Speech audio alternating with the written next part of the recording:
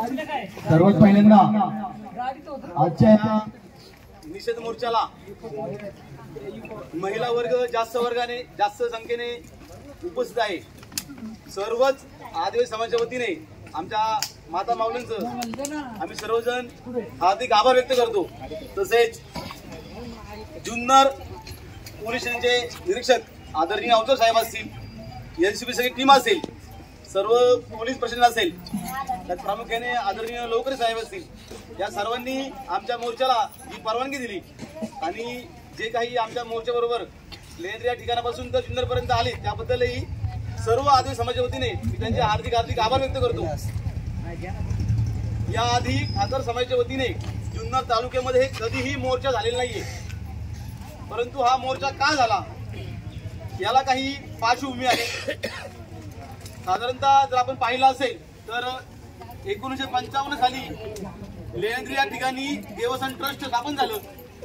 त्याच्याही आधीपासून त्या ठिकाणी आदिवासी ठाकर समाज आहे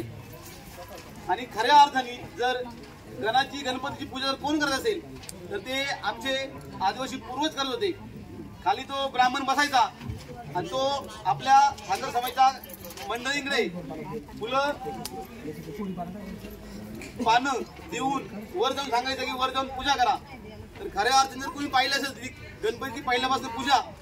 ही फक्त आणि फक्त आदिवासी समाज करत चाललाय, ठाकर समाज केलेला आहे। त्यानंतर साधारणतः 1980-85 मध्ये त्या ठिकाणी सर्व गावातील जे काही त्यावेळेस तरुण कार्यकर्ते होते ते एकत्र आले आणि त्या ठिकाणी त्यांनी परत या ट्रस्टची पुनर्बांधणी करण्याचा विचार केला आणि त्यासाठी रात्री 8 वाजता 10 वाजता आपल्या ठाकर समाजाच्या वयस्कर माणसांना एकत्र करून त्यांच्या सह्या घेतल्या। त्याचा एक पुरावा आहे की त्या ठिकाणी टोपी घातलेले बाबा आहेत, त्यांचं मला नाव माहित नाही, मी त्यांना विनंती करतोय की बाबा तुम्ही पुढे यावं, आतमध्ये बाबा समोर या।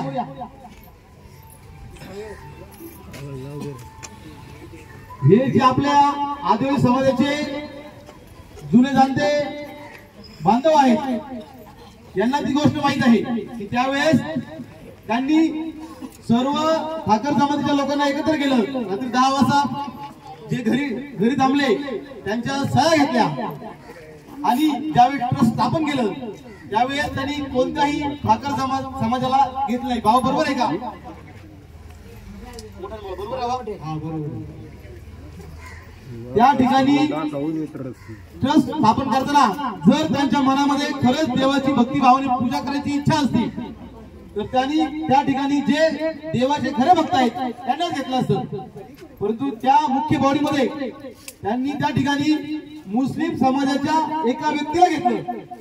यावरून दिसतंय जे ट्रस्टी होते त्या ट्रस्टीला त्या ठिकाणी धंदा करायचा होता, देवाची पूजा करायची नव्हती। नंतर त्यांना ज्यावेळेस आपण विरोध केला त्यावेळेस त्यांनी त्या व्यक्तीला बाहेर काढलं, परंतु त्या ठिकाणी आतापर्यंत आदिवासी ठाकर समाजाच्या एकाही व्यक्तीला त्यांनी घेतलेलं नाही। देव आमच्या जमिनीत आहे, देवाची पहिल्यापासून पूजा आमचे पूर्वज करत चालले। अजूनही खऱ्या अर्थाने जर एखादा वयस्कर माणूस असेल ज्याला वरती जाता येत नसेल तर त्याला उचलून घेऊन जाण्याचं कामही आमचे आदिवासी बांधवच करतात। एवढी देवाची पूजा करतोय तरीही त्या ठिकाणी देवस्थान ट्रस्ट मध्ये आमचा एकही व्यक्ती नाही, बरं नसू द्या, परंतु त्या ठिकाणी जर आमचा एखादा भुकेला माणूस गेला, रिसर गेला, जर पावती काढून गेला तरी त्या ठिकाणी तुम्ही जेवण देत नाही। जे वाढलं जेवण आहे ते तुम्ही परत उठून घेता आणि त्या ठिकाणी त्याला अपमान होईल या प्रकारे वागून देऊन त्या ठिकाणी हाकून लावता। ते त्या ठिकाणी जी काही माणसं उभी होती त्यांनी सांगितलं आणि हा ठाकर समाजाचा आहे, हा पिंटू मोदीचा मुलगा आहे, तर त्या ठिकाणी त्या माजूर द्या ट्रस्टीने सांगितलं त्याला काय करायचं करू द्या, त्याला काय उपटू जावं, त्याला घाबरत नाही। या मानसिकतेचा आम्ही पहिल्यांदा जाहीर निषेध व्यक्त करतो। या ठिकाणी जे काही सदाशिव शंकर तामाने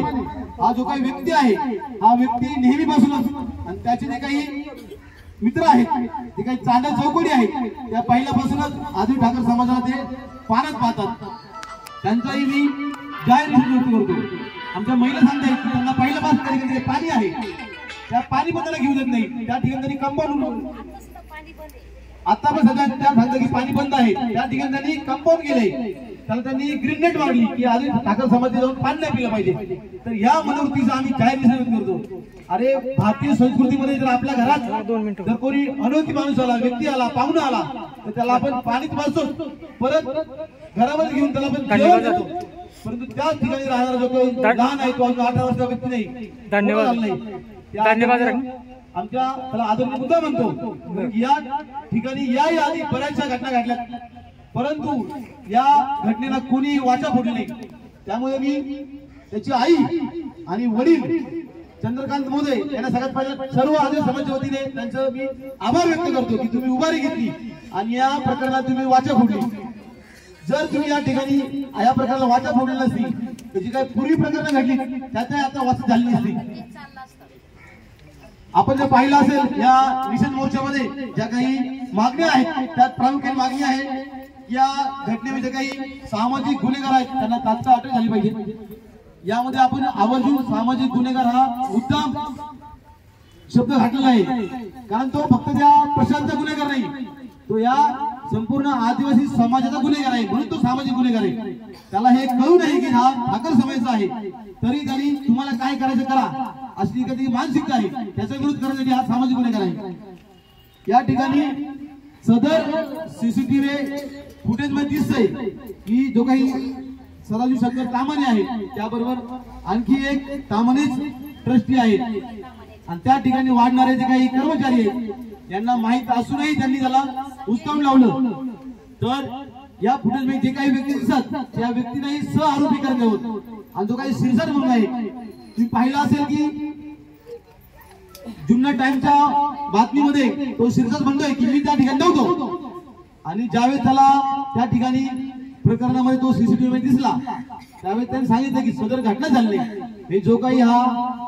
आरोपींना मदत करणारा तो माणूस आहे शिरसाट हाच